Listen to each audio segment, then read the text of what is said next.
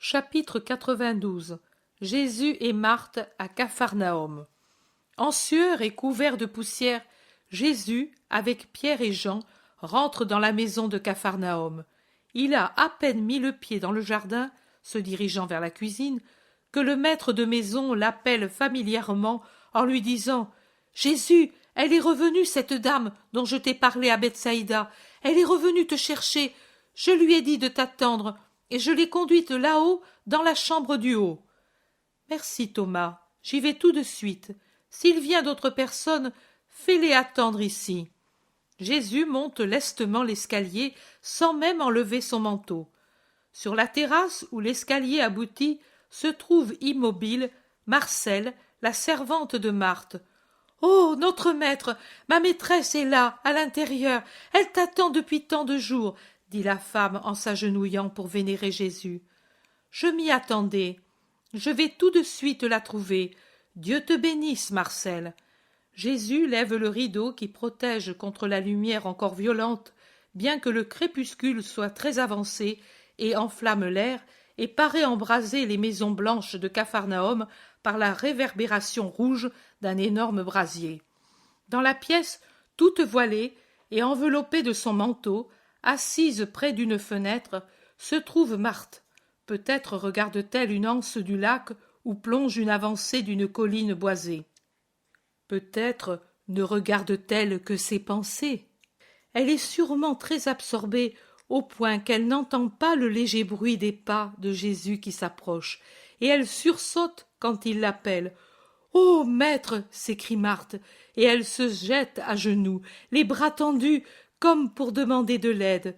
Puis elle se penche jusqu'à toucher du front le sol, et elle pleure. « Mais pourquoi? Allons, lève-toi. Pourquoi ce grand chagrin? As-tu quelque malheur à m'annoncer? » « Oui. Quoi donc? » « Je suis allée à Béthanie, tu le sais. »« Oui, et j'y ai appris de bonnes nouvelles. Maintenant tu pleures. Qu'est-ce qui est arrivé? » Et il la force à s'asseoir sur le siège placé contre le mur, et il s'assoit en face d'elle. « Allons, enlève ton voile et ton manteau, comme je le fais. Tu dois étouffer là-dessous. Et puis, je veux voir le visage de cette Marthe troublée pour chasser tous les nuages qui l'assombrissent. » Marthe obéit, toujours en larmes, et l'on voit son visage rougi, aux yeux enflés. « Et alors? Je vais t'aider. Marie t'a fait appeler. Elle a beaucoup pleuré. Elle a voulu savoir beaucoup de choses sur moi, et tu as pensé que c'était bon signe au point que tu as désiré que je vienne pour accomplir le miracle. Et moi, je suis venue. Et maintenant? » Marthe répond. « Maintenant, plus rien, maître. Je me suis trompée. C'est un trop vif espoir qui fait voir ce qui n'est pas. Je t'ai fait venir pour rien. Marie est pire qu'auparavant. Non, que dis-je, c'est une calomnie. Je mens. Elle n'est pas pire, car elle ne veut plus d'hommes autour d'elle. Elle est différente, mais elle est toujours mauvaise. Elle me semble folle. Je ne la comprends plus. Auparavant, au moins, je la comprenais. Mais maintenant, qui peut la comprendre maintenant? » Et Marthe pleure d'un air désolé.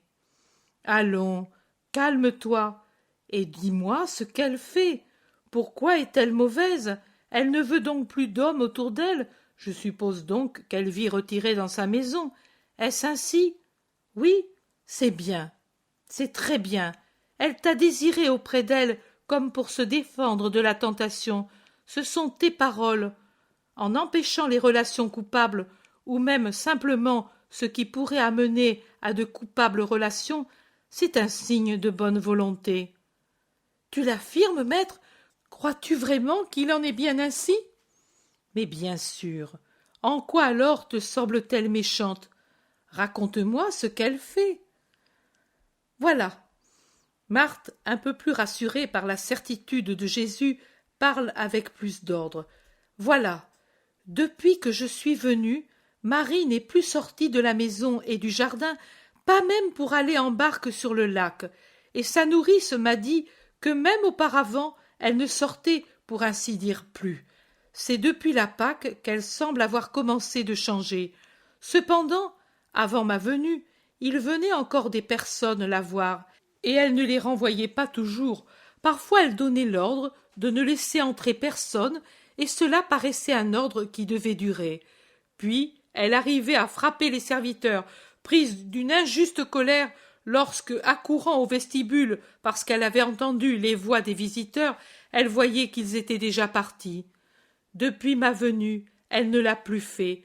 Elle m'a dit la première nuit, et c'est pour cela que j'ai tant espéré: retiens-moi, attache-moi, mais ne me laisse plus sortir pour que je ne voie personne d'autre que toi et la nourrice, car je suis une malade et je veux guérir. Mais ceux qui viennent chez moi ou qui veulent que j'aille chez eux sont comme des marées qui donnent la fièvre. Ils me rendent de plus en plus malade, mais ils sont si beaux en apparence, ils sont si pleins de fleurs et de chansons, avec des fruits d'aspect agréable, que moi, je ne sais pas résister, car je suis une malheureuse, je suis une malheureuse. Ta sœur est faible, Marthe, et il y en a qui profitent de ma faiblesse pour me faire des choses infâmes auxquelles ne consent pas quelque chose que j'ai en moi, quelque chose qui me reste de maman, de ma pauvre maman. Et elle pleurait, elle pleurait. Et voici comment je me suis comportée, avec douceur aux heures où elle est plus raisonnable, avec fermeté aux heures où elle me semble un fauve en cage. Elle ne s'est jamais révoltée contre moi, et même après les moments de plus grande tentation, elle vient pleurer à mes pieds, la tête sur mes genoux, et elle dit: pardonne-moi, pardonne-moi. Et si je lui demande: et quoi, ma sœur? Tu ne m'as pas fait souffrir. Elle me répond: parce que, tout à l'heure ou hier soir, quand tu m'as dit: tu ne sortiras pas d'ici, moi, en mon cœur, je t'ai haï, maudite, et j'ai désiré ta mort. Elle ne te fait pas de peine, Seigneur, mais elle est folle peut-être. Son vice l'a rendue folle. Je pense qu'un amant lui a donné un philtre pour s'en faire une esclave de luxure, et que cela lui a monté au cerveau. Non, pas de philtre, pas de folie, c'est autre chose. Mais continue, dit Jésus, dit Jésus, dit Jésus. Marthe poursuit: donc avec moi, elle est respectueuse et obéissante. Les serviteurs aussi, elle ne les a plus maltraités. Mais pourtant, depuis le premier soir, elle n'a plus rien demandé à ton sujet. Même si je parle de toi, elle fait dévier la conversation, quitte ensuite à rester des heures et des heures sur le rocher où se trouve le belvédère, à regarder le lac, jusqu'à en être éblouie, et à me demander à chaque barque qu'elle voit passer: tu crois que c'est celle des pêcheurs galiléens? Elle ne dit jamais ton nom, ni celui des apôtres, mais je sais qu'elle pense à eux et à toi dans la barque de Pierre. Et je comprends aussi qu'elle pense à toi, parce que parfois le soir, quand nous marchons dans le jardin, ou quand nous attendons l'heure du repos, moi en causant, elle les bras croisés, elle me dit: c'est donc ainsi qu'il faut vivre d'après la doctrine que tu suis? Et parfois elle pleure, d'autres fois elle rit d'un rire sarcastique de folle ou de démon, d'autres fois elle se détache les cheveux toujours si artistement coiffés, elle en fait 2 tresses et se passe un de mes vêtements, et elle vient devant moi avec les tresses qui retombent sur les épaules, ou ramenée par devant avec un col montant, pudique, ressemblant à une fillette avec son habit, ses tresses et l'expression de son visage. Et elle dit encore: c'est donc ainsi que devrait devenir Marie? Et parfois aussi elle pleure en baisant ses 2 tresses magnifiques, grosses comme le bras, et qui retombent jusqu'aux genoux, tout cet or éclatant qui était la gloire de ma mère. D'autres fois, au contraire, elle pousse cet horrible éclat de rire, ou bien elle me dit: mais regarde plutôt, voici ce que je fais, et je quitte le monde. Et elle noue ses tresses autour du cou et les serre jusqu'à en devenir violettes, comme si elle voulait s'étrangler. D'autres fois, on comprend qu'elle sent plus fortement sa chair, alors elle se plaint ou se fait mal. Je l'ai trouvée qui se frappait férocement le sein, la poitrine, et se griffait le visage, qui se frappait la tête contre le mur, et si je lui demandais: Mais pourquoi fais-tu cela? Elle se tournait vers moi, bouleversée, féroce, en me disant « Pour me rompre les entrailles et la tête, les choses nuisibles, maudites, il faut les détruire, je me détruis. » Marthe dit « Et si je parle de la miséricorde divine, de toi, en effet, je parle de toi quand même comme si elle était la plus fidèle de tes disciples, et je te jure que parfois j'ai du dégoût à parler ainsi devant elle. Elle me répond « Pour moi, il ne peut y avoir de miséricorde, j'ai dépassé les bornes. » Et alors elle est prise par une furie de désespoir, elle crie en se frappant jusqu'au sang « Mais pourquoi, pour moi ce monstre qui me déchire, qui ne me donne pas la paix, qui me porte au mal avec une voix ensorcelante ?» Et puis viennent s'y unir les voix qui me maudissent, celles du père, de maman, les vôtres, parce que toi aussi et Lazare, vous me maudissez, et Israël me maudit, et ces voix me font devenir folle. Moi alors, quand elle parle ainsi, je réponds « Pourquoi penses-tu à Israël? Ce n'est qu'un peuple, au lieu de penser à Dieu. Mais puisque tu n'as pas pensé avant à tout piétiner, pense maintenant à passer par-dessus tout et à te soucier d'autre chose que le monde, c'est-à-dire de Dieu, de ton père, de ta mère. Et eux ne te maudissent pas si tu changes de vie, mais ils t'ouvrent leurs bras. » Et elle m'écoute pensive, étonnée, comme si je lui racontais une fable irréelle, et puis elle pleure, mais elle ne répond pas.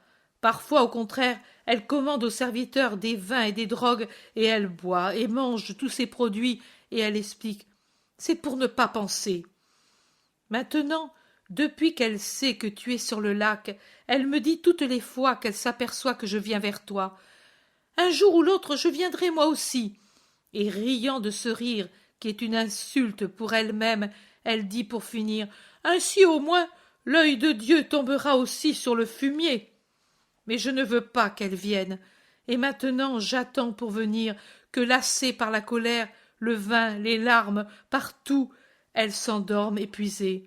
Aujourd'hui encore je suis partie ainsi, de façon à revenir de nuit, avant qu'elle ne se réveille. Voilà ma vie, et maintenant je n'espère plus. Et ces pleurs, que n'arrête plus la pensée de tout rapporter avec ordre, redoublent plus fortement qu'avant. Te souviens-tu, Marthe, de ce que je t'ai dit une fois? Marie est une malade. Tu ne voulais pas le croire. Maintenant, tu le vois. Tu dis qu'elle est folle. Elle-même se dit qu'elle est malade de fièvre qui la pousse au péché. Moi, je dis, elle souffre d'une possession démoniaque. C'est toujours une maladie. Ses incohérences, ses furies, ses pleurs, ses désolations, ses élans vers moi, ce sont les phases de son mal qui, arrivé au moment de la guérison, connaît les crises les plus violentes. Tu fais bien d'être bonne avec elle, tu fais bien d'être patiente, tu fais bien de parler de moi. N'éprouve pas de dégoût à dire mon nom en sa présence. Pauvre âme de ma Marie, et pourtant elle est sortie des mains du Créateur, pas différente des autres, de la tienne, de celle de Lazare, de celle des apôtres et des disciples. Elle aussi je la compte, et je la vois parmi les âmes pour lesquelles je me suis fait chair, afin d'être rédempteur. C'est même pour elle, plus que pour toi, pour Lazare, les apôtres et les disciples, que je suis venu. Pauvre, chère âme qui souffre, de ma Marie empoisonnée par 7 poisons, en plus du poison originel et universel, de ma Marie prisonnière. Mais laisse-la venir à moi, laisse-la respirer ma respiration, entendre ma voix, rencontrer mon regard. Elle s'appelle Fumier.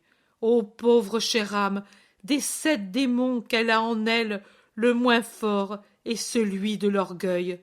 Mais rien que pour cela, elle se sauvera, elle se sauvera, elle se... Marthe dit, mais si en sortant elle trouve quelqu'un qui de nouveau la ramène au vice, elle-même le craint. Et toujours elle le craindra, maintenant qu'elle est arrivée à avoir la nausée du vice. Mais ne crains pas, quand une âme a déjà le désir de venir au bien, qu'elle n'est plus retenue que par l'ennemi diabolique qui sait qu'il va perdre sa proie, et par l'ennemi personnel du moi qui résonne encore en homme et se juge lui-même en homme, en appliquant à Dieu son jugement pour empêcher l'esprit de dominer le moi humain, alors cette âme est déjà forte contre les assauts du vice et des vicieux. Elle a trouvé l'étoile polaire et ne dévie plus. Et également, il ne faut plus lui dire « Et tu n'as pas pensé à Dieu, mais tu penses à Israël ?» C'est un reproche implicite. Il ne faut pas le faire. Elle sort des flammes, elle n'est que plaie. Il ne faut l'effleurer qu'avec les baumes de la douceur, du pardon, de l'espérance. Laisse-la libre de venir. Tu dois même lui dire, quand tu comptes venir, mais ne lui dis pas « Viens avec moi ». Et même si tu arrives à comprendre qu'elle vient, ne viens pas toi. Reviens, attends-la à la maison. Elle te viendra, frappée par la miséricorde. Car moi, je dois lui enlever la force mauvaise qui maintenant la possède, et, pendant un certain temps, elle sera comme saignée à blanc, comme une personne à laquelle le médecin a enlevé les os. Mais après, elle ira mieux. Elle sera stupéfaite. Elle aura un grand besoin de caresses et de silence. Assiste-la comme si tu étais pour elle un second ange gardien, sans te faire entendre. Et si tu la vois pleurer, laisse-la pleurer. Et si tu l'entends se poser des questions, laisse-la faire. Et si tu la vois sourire, puis s'assombrir, et puis sourire avec un sourire qui n'est plus le même, avec un regard changé, avec un visage changé, ne lui pose pas de questions, ne la mets pas en tutelle. Elle souffre plus maintenant pour remonter que quand elle est descendue, et elle doit agir par elle-même, comme par elle-même elle a agi lorsqu'elle est descendue. Elle n'a pas alors supporté vos regards quand vous la voyiez descendre, parce que dans vos yeux il y avait un reproche. Mais maintenant, elle ne peut, dans sa honte finalement réveillée, supporter votre regard. Alors, elle était plus forte parce qu'elle avait en elle Satan qui était son maître et la force mauvaise qui la conduisait, et elle pouvait défier le monde, mais pourtant elle n'a pas voulu être vue par vous dans son péché. Maintenant, elle n'a plus Satan comme maître, il est encore son hôte, mais déjà, par sa volonté, Marie lui tient la gorge. Et elle ne m'a pas encore, moi, et c'est pour cela qu'elle est trop faible. Elle ne peut même pas supporter la caresse de tes yeux fraternels pour son retour au Sauveur. Toute son énergie s'emploie et se dépense pour serrer la gorge du septuple démon. Pour tout le reste, elle est sans défense, nue. Mais moi, je la revêtirai et la fortifierai. Va en paix, Marthe, et demain dis-lui que je parlerai près du torrent de la source, ici, à Capharnaüm, après le crépuscule. Va en paix, je te bénis. Marthe est encore perplexe. Ne tombe pas dans l'incrédulité, Marthe, lui dit Jésus qui l'observe. Non, Seigneur, mais je réfléchis. Oh, donne-moi quelque chose que je puisse donner à Marie pour lui donner un peu de force. Elle souffre tant, et moi j'ai si peur qu'elle ne réussisse pas à triompher du démon. Tu es une enfant. Marie nous a, toi et moi. Peux-tu ne pas réussir? Pourtant, viens et tiens. Donne-moi cette main qui n'a jamais péché, qui a su être douce, miséricordieuse, active, pieuse. Elle a toujours fait des gestes d'amour et de prière. Elle n'est jamais devenue paresseuse.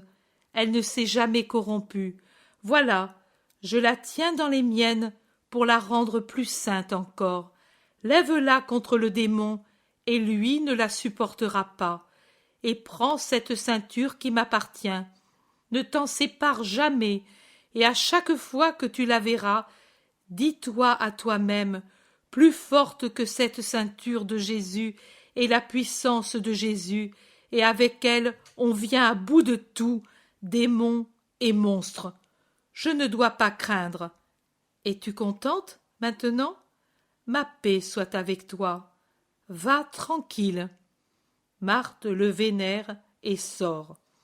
Jésus sourit en la voyant reprendre sa place dans le char que Marcel a fait venir à la porte pour aller à Magdala.